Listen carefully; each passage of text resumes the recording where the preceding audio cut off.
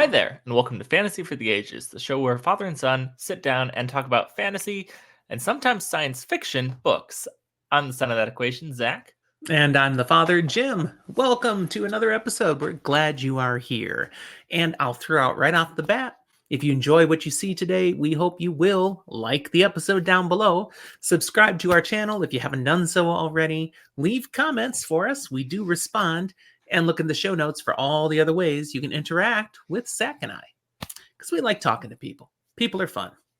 We are here today for one of our What We Really Think episodes. This is full spoiler discussion on The Expanse, the series by James S.A. Corey, novels and possibly short stories and novellas, though I don't know if Zach has read those. I'm fine with full spoilers of them, though. And the TV adaptation that showed mostly on Amazon as well. So we're here to talk. We're going to chat. Was it all on Amazon? It probably was all on Amazon. I think it was. I think it started and Amazon. Finished. Okay. Certainly watched it all on Amazon.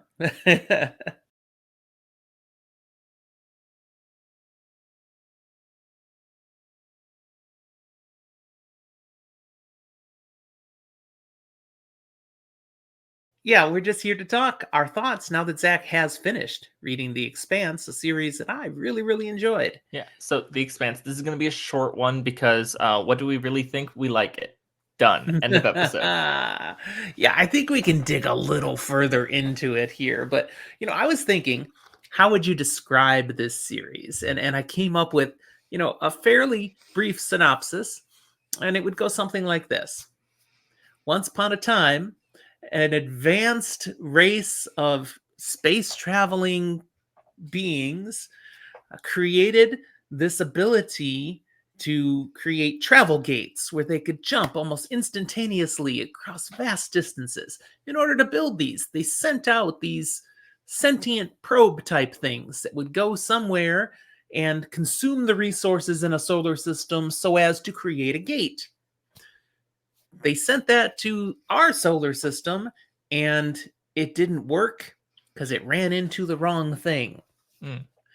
Many, many, many years later, the people of Earth have become space traveling beings as well, just into the reaches of their solar system, and have mucked some of it up like humans tend to do when they come upon this alien technology that they find. They don't even know it's technology at first. They just dabble with things they don't understand, which is normal for humanity. And it leads to a gate eventually. And now they can connect with the rest of the universe and find there's nothing else out there. There's a bunch of gates, but nobody's home. And then they find more technology and they mess with that. And in the midst of things, there's lots of politics, intrigue, and they kill people. And then finally, we discover that there was an alien race that was wiped out by a worse thing. And now it's back and might cause even more trouble. And then it resolves. Okay, so I've got some important questions for you about that. One, brief? Well, it's a 9-book series. That was pretty brief for a 9-book series. Two, were you trying to summarize or give something to get someone interested in the series? Because you gave away a lot of important things. I was kind of summarizing what it's about. Yeah. If I was to briefly tell someone what the story's about, that's kind of it. I'm sitting here with experiences that you don't have, knowledge that you don't have. I dabble in mediums that you don't enjoy as much. So to me, if I go to someone, I start the conversation with, have you played Mass Effect? You played those games? Cool. Take some of the core story elements of that and then add the human condition political machinations and go read these books. It's really good. And it's way shorter. Way shorter. But if someone hasn't played Mass Effect, you can't. Well, then I can say your really long version instead. Yeah, I did enjoy many aspects of this series. Certainly, the alien technology part of it is almost kind of backdrop for much of the series. it's driving why some of the action's happening, but the action is about people and politics and power. And then you get to the final three books where, oh wow, now the alien technology stuff kind of escalates. But even then, with escalation, most of the driving story is about the people. And that's what makes this series shine. The people, the character writing, and the growth and development, that character work is fantastic. And it is why we come to it and we keep coming back. Some of the alien concepts and stuff are cool and a little unique, but there's nothing mind-blowingly new to science fantasy about that.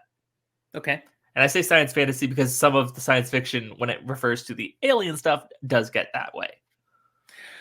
They did some of the science fiction very well, though. And one of Absolutely. the aspects that I really appreciate about this series more than anything else is their true attention to inertia. And I love all the gravity talk. Yes, and all that they work into that. The engines, not Einstein engines. What's the word? What's the name? Epstein. Epstein drives. The Epstein drives, and you get that constant acceleration, deceleration, what it does to your body. That was done well. The magnetic boots, so they can still walk, even in the midst of gravity doing weird things. Mm-hmm. Yeah, that was well played. And they were consistent through the series on how that impacts the stories being told, the way they travel through space. And when the they time that break it the takes, rules, they at least stick to the same reasons of why it's breaking the rules. And eventually kind of explained it when we go, hey, alien technology doesn't care about inertia. And then we eventually, right at the end, go, yeah, it doesn't care because it's borrowing rules from a different universe. Yeah. Yeah. Oops.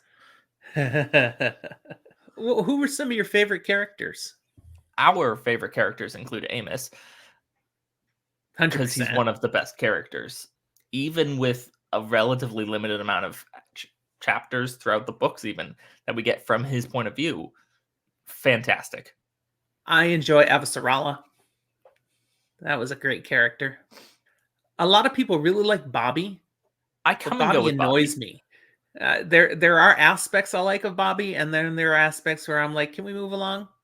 I don't get that element, but I do get times where some books I love Bobby, and other books I'm just like, it's okay. And it often comes down to like, did I care about that storyline? The Bobby Alex storyline that goes on in Nemesis games is like the least interesting to me. Yeah. Yeah. And so I'm like, it's there, it's valid, it's just okay. And I think the show did something great for Bobby in that it involved her a little bit more in a little more things here and there. And I liked show Bobby better than book Bobby after I got used to her, just because it felt like she was more important to the story earlier on. Okay. Okay. I enjoyed the element to the story when Amos is on Earth. Is that Nemesis Games where that happens? Which That is book? Nemesis Games as well. That is Nemesis Games. And then, of course, his interaction with the prisoner that he went to visit. Wow.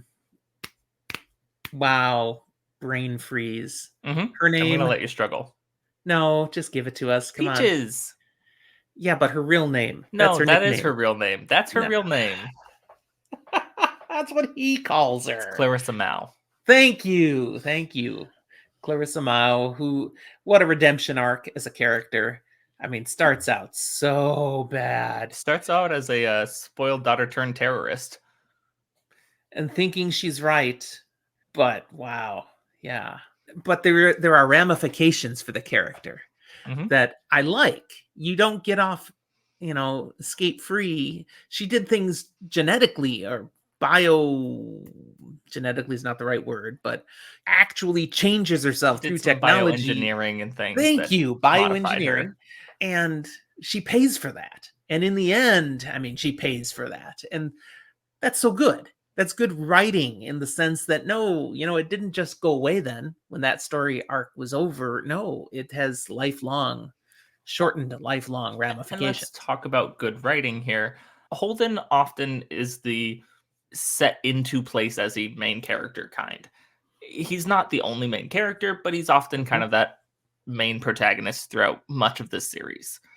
And he has a journey, and it has its ups and its downs, but the level of full circle and just like paired journeying of Miller and Holden, including that Miller is gone after the first book, technically, is something that Technically, yeah.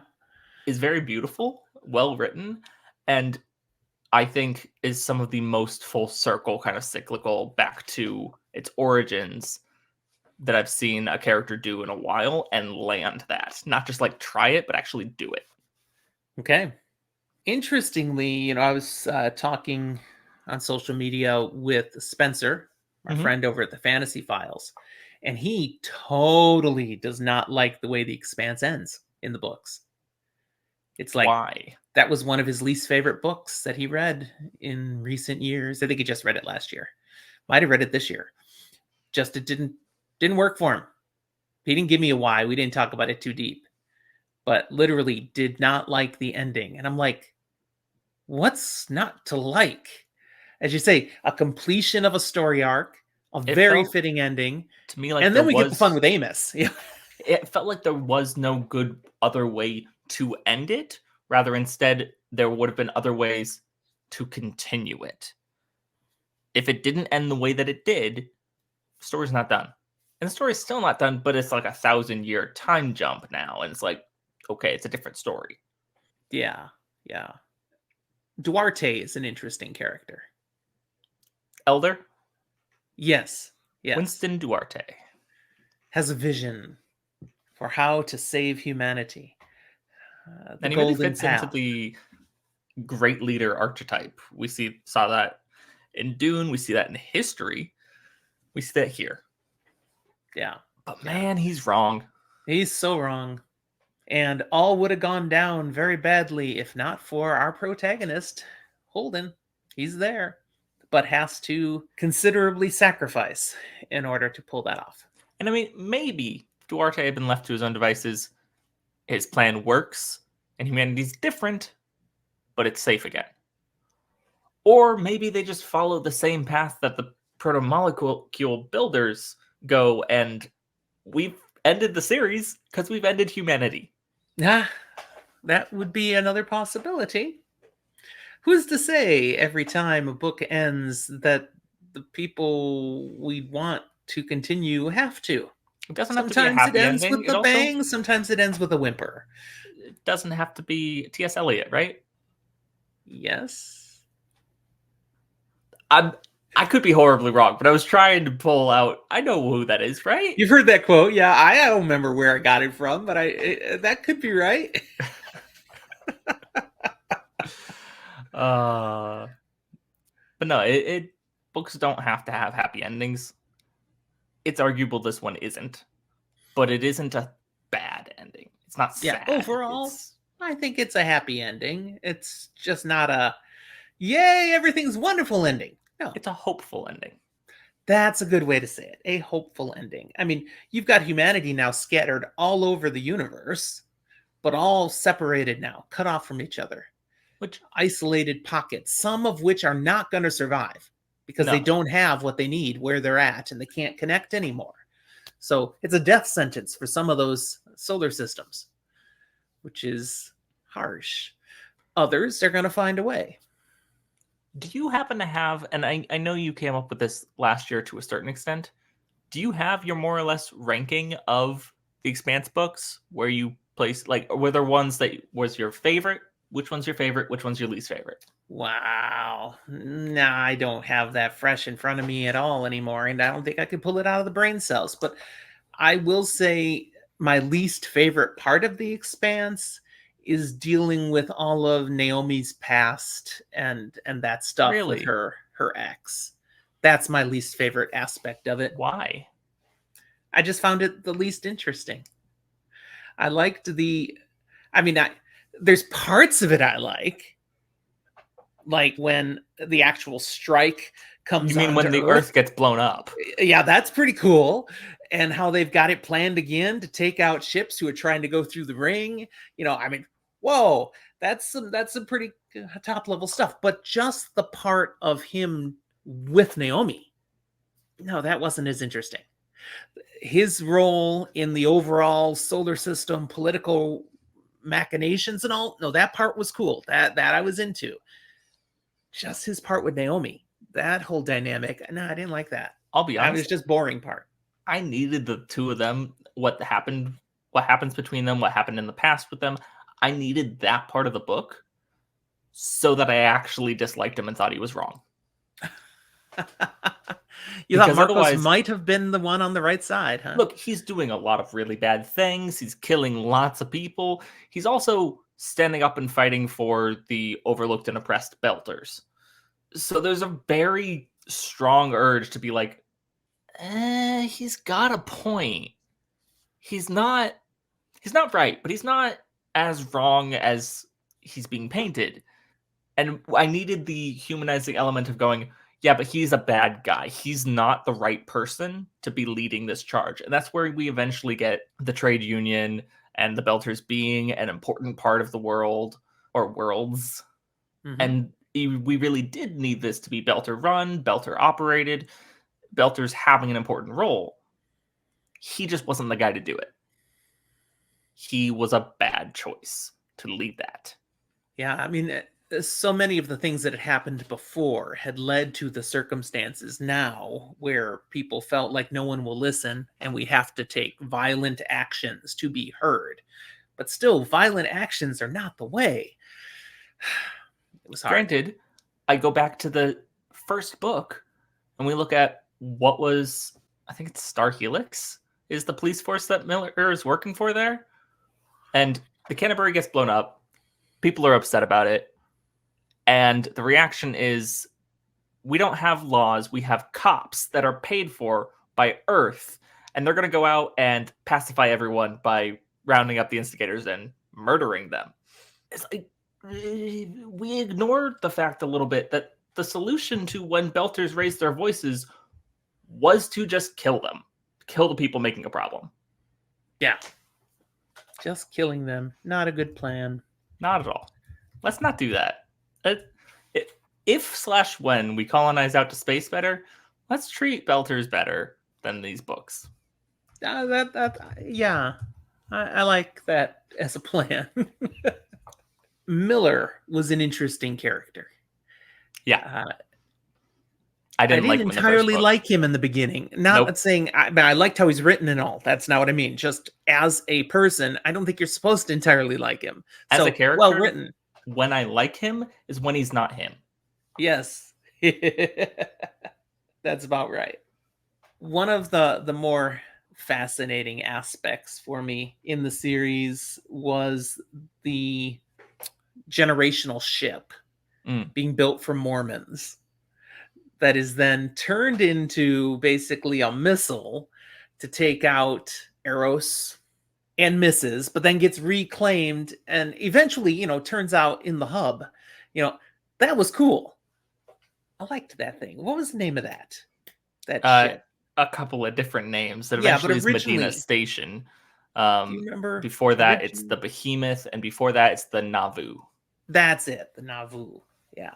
I had to work backwards to get there. That was pretty good. Way to get there, and nimbler brain. I like that. I liked that ship, and the book that primarily happens on it at the first time. Let's talk about Abaddon's Gate. Yeah. Because that's the big one where it's become the Behemoth, and we see the inner workings of it. We see the conflict and fight moving through different sections of it. We get to see how the drum spins and all of that a little better. And it's really cool. It's bolts and wires at that point because they've been retrofitting it. Yeah. But it's cool. And on top of it, that particular book is one of the best. It's gripping action all the way through. Sacrifices some people make. I mean, that's the whole Clarissa Mao thing when we first get introduced to her in that scenario.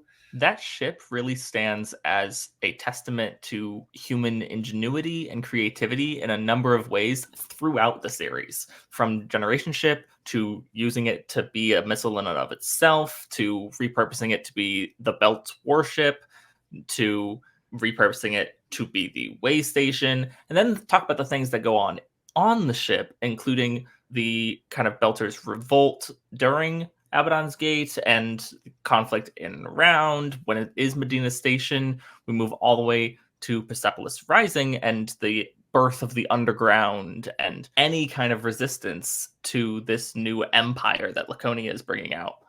It's a pivotal ship. I'd argue as important, and this is going to be real controversial, or more so than the Rocinante. Oh, sure. No, that's not controversial. Totally. Now, you mentioned Laconia. That's a great thing to mention here. We get that point. I think it's in book 6. Babylon's Keep my Ashes? list in front of me to keep them straight. We're talking about when they go off to found Laconia, basically. Yeah, Babylon's Ashes, I think, where then they basically say, this gate's closed. We're not having anything to do with you guys anymore. Don't even try. Don't come. It's like, whoa, that was pivotal. And it was a whole interesting thing where it was like, yeah, these people went off and they went through that thing. Oh, and they came back and they helped set up these railguns that are on this thing. And there may be a help for this line of defense. And then Marcos Inaris, that whole plan falls through. He makes choices that are motivated by his own personal greed and vendettas. And Laconia's like, yeah, we got what we wanted. We're through here. We see a new path. We see something that is the way. It's not yours. And your ship has already gone down. Big red X on this gate. Don't come through. Yep. But not we see a new path. That was the path. It was the path, but it wasn't. It took some of the action along the path to find it all the way there. Because when they first were like, hey, let's start stealing Martian ships and start defecting, they didn't know about the dockyards yet. Okay.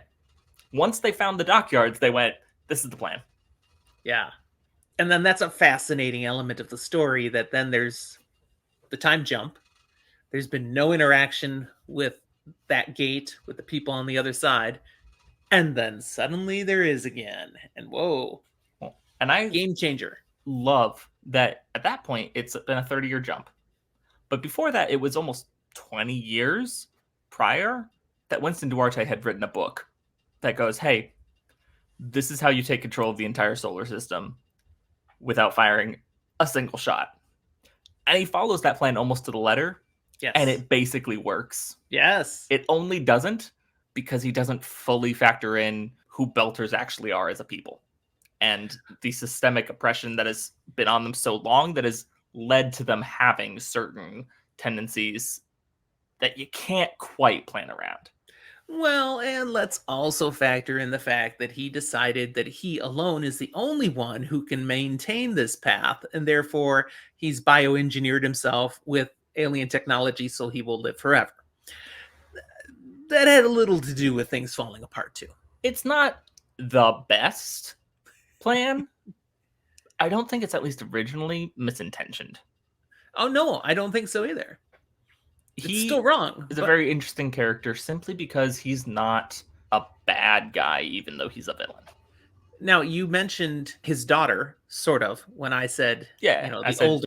Which one? And what do you think of the daughter? She has an interesting role to play here. Teresa starts in the position that you talked about, Bobby, for you. She starts annoying to me. Huh, okay. The only redeeming character initially is we meet her and we start talking. She starts talking about her friend Timothy. It's like early on in one of the first chapters. And immediately I went, hold on a second. Wasn't that Amos's name? Is this Amos? And then we go meet him and it's like, this is Amos. Yeah. And because he sees something there, I stop and go, do I care about this person?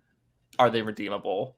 As opposed to just being something that through no fault of their own is a product of their upbringing and both spoiled and naive, thinking that Laconia's way is the way. And she grows out of that a lot. She still holds on to pieces of that, but pieces of that are not as bad as they initially appear. Right. Shocking moment when Amos gets taken out. It's like, ooh. Well. Oh. Technically taken out. Well, yeah, but no, he was. He was repaired. But he got better. He got better. Which brings up a whole other thing there. Okay, he got better. He got repaired. Really? Or is he something new? That's an unanswered question in the series And here. I think Technically, it's, I don't think that's Amos anymore, to a certain but it extent, is. it's really Hmm. important that they didn't try to answer that question, because that starts delving into the territory of like what makes someone a person, and do you fundamentally have a soul, and these almost more religious questions that we walk to the edge of in this series, but we don't go over. Mm-hmm. It keeps the series to a certain extent still approachable without feeling like it's grandstanding challenging spiritual beliefs. Because there's definitely an argument to be made scientifically that what was done with Amos, what was done with the kids earlier, is you have a dead body, you have the technology to be able to reanimate it and energize its brain again so that it now functions with a new spark. And it's not quite the same person then, but it is. But that's where we also run into the issue of like, okay, if we have the technology to make bodies that don't deteriorate, say robotic bodies, and you transport your consciousness into that, it's a different body, but is it still you? Well, what's Yeah. different between putting your consciousness into something else and having a backup of your consciousness being restored, basically? There's some What's real the existential difference? questions there that you're right. They get to the line, they don't cross the line. They don't go into that, which is interesting. Yeah, good fiction makes you think about things, perhaps, but doesn't try to answer all the questions. Additionally, I also love that it did kind of establish it needed the repair drones, which I love, that are just kind of like almost dog like. Mm-hmm. Yeah. They're Oh, good, good good boys. boys. Needed that to do what they did to Amos initially, but in later times and future, he just needs to eat. His processes have changed enough that he needs to intake material Mm-hmm. to fix himself. Okay. Can we agree rail guns are terrifying? Oh yeah, Holy always crap. have been, always will be. Go read Red Rising. It's coming. I'm getting there. You'll get more scared.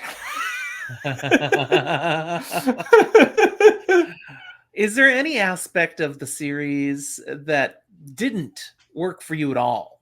Was like, man, no, that was disappointing. Nah, not in for that. There are things that like didn't hit a home run with me, but I can't necessarily think of anything that was just like, I hate that I'm reading through it, because I know there are other things I love, but like that part really turned me off from the series. There wasn't a whole lot of that. I didn't Okay. do enough of the math to figure out if all of the science was perfect, so I didn't have to worry about that. I don't want to do math when I'm reading. I trust that it's close enough. Very good. It's definitely one of the series that I've read in recent years that was the most entertaining to just keep pushing through and loving. It was great that didn't start reading The Expanse until just after the final book was published. So it Hmm. was all waiting, and yet that last book was fresh still when I got to it. So that was fun. I I don't got have there to be one like of those waiting. a year or two late, but it's fine. It's close enough. Close enough.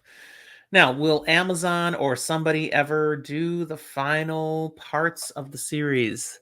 The I haven't full final three finished the show books? yet, Oh, but you I'm in, haven't? not quite.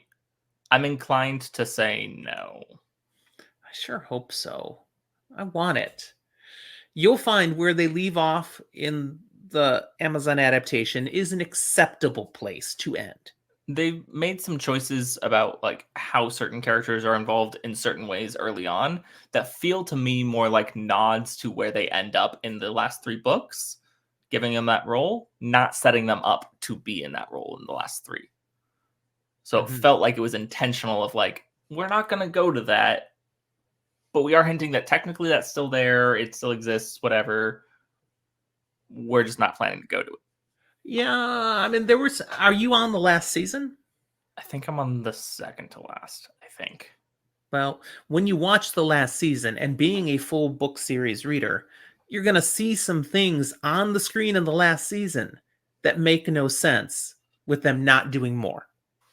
There is one thing that I don't know if it ever gets touched on in the show again. It should. But it had me like the whole time when I was reading the books going, who's this guy again? Have we seen him before? And then I remembered the show and was like, I think they highlight this in the show in a way that they don't in the books. And that's Dr. Cortazar. Oh, totally. because he was one of the original like proto-molecule working things. One of the ones who got their humanity stripped out of them a little bit. Yep. And in the show, we see that we interact with him. He gets stolen by Dawes. In the books, I don't know if I remember him being mentioned until he shows up with Laconia. And it's like, yes, he was one of those people. There is a short story that you never read that fills that gap in. And I figured that that's there and it fills the gap kind of thing. But it was one of those things where it's like, I can see it. They told me it's there. I just don't think it was displayed in the direct line of novels. Trying to think which story that is. It's probably the one that takes place between Babylon's Ashes and Persepolis Rising, or rather, that like you're supposed to read then, or something. No, it's not that one. It might be one. I mean, there's like I'm looking at it on Wikipedia here. There's one, Gods of Risk, that there's no description of. It could be that one. That also could be the one where they sit down and they play a 17-hour game of Risk. No, I don't think so. Avasarala, real good at the strategy part, real bad at the dice rolling. All right. Anything else we want to talk about with The Expanse? We started off really simple saying we liked it. And yes, that's kind of where we bring it back to. We liked it. Tell me But something anything you else? didn't like. Unless Something you can't. I didn't like? Well, I already told you the Naomi Nagata with her previous beau, Marcos, that there was too much time spent on that particular relationship. I didn't care for that. I really don't think there was that much time spent on it too, which is wild. It felt like way too much. I don't love, and maybe this is again a short story fixes it up. We don't see a conclusion for Philip. Yep, short stories finish that up. Okay, because I was like, we see him turning a new leaf. We don't see where that goes. It's actually whether it's a short story or a novella, I don't recall by length, but it's called The Sins of Our Fathers, and it in the timeline happens after Leviathan falls. Yeah, I was like, I know that one. I didn't realize that was what that was. That's what it is, and we get to find out what happened to him, cut off in one of the other solar systems. He's out there. We get him and one other character that we had met way back in Cibola Byrne, one of those scientists that had been on that planet. Her. Feltia. We get those two characters out on the same planet now, same solar system, and see where things ended up for them. And it's a good story. I enjoyed it, and it felt fitting to see how things end there. Wild that they ended up in the same place, but you know, it's a book. You can decide what happens. There you go. All right. We enjoyed it. Those of you watching our episode here, let us know what you think. I hope you like The Expanse. If you haven't read it, you shouldn't have watched this episode. But if you did enjoy it, you know, tell us your favorite parts too. We'd love to hear, you know, share some love about it. Tell us if you want to see the TV series finish or if you're good. Nope, that's enough. Don't mess with it. Maybe you want them to wait 30 years and then bring back the same characters. I personally wasn't necessarily planning on reading the short stories and novellas and things, but after hearing that most of the things that I don't like about the series or where it ends up are the things that are talked about and addressed in some of those. Yep. I feel like I'm not alone. Other people agreed, and therefore these things were written at times. So maybe I should read some of them. Now, I have told people who've asked me that really the best way is to read these short stories as you work your way through, because it fills in gaps, and they were written that way. They were inserted into places because the authors, they had a plan, you know, and there's little things we want to answer, but we don't want to take time for this in the main core story. But we know people will be wondering, so we're going to write these little extras. I don't tell people that for a very specific reason. Most of the people that I talk to trying to get to like read a book like this are not the people I've already seen fully committed to Wheel of Time. And it's a hard sell to get people to read 9 books, let alone 9 plus 5 other things. So, well, now you can do 9 and just one other thing. Because after the series was done, they published all of the short stories and novellas in a collection called Memories Legion, Yes. which was the first time you could get your hands on that final story, The Sins of Our Fathers. It was released as part of that book. You can also get it separate now. But there they are. They're all collected in one place. And if you've never read any of them, that's the one to go grab. So you can. Real tempting, but then it only counts as one book instead of multiple. So How not many good books for are you up the to now reading for goal. this year, Zach? We're 60. talking 60 books, okay? I doubled my goal. I'm over 140 now. Disgusting. And my goal was, I think I set it at 100. So yeah, woo. And I'm still reading. I'm still reading 3 more books right now. So yeah, good stuff. Reading is fun. All right, that's where I think we can wrap it then. We give our wholehearted endorsement to The Expanse. We hope Yeah. that you guys enjoyed it. Feel free to let us know any thoughts you have about it. Thanks for being with us, everybody. Let me run our outro just to remind you of all the ways you can connect with us. It's all here on the side in a pretty graphic display. I don't know. Can scrolling words be called pretty?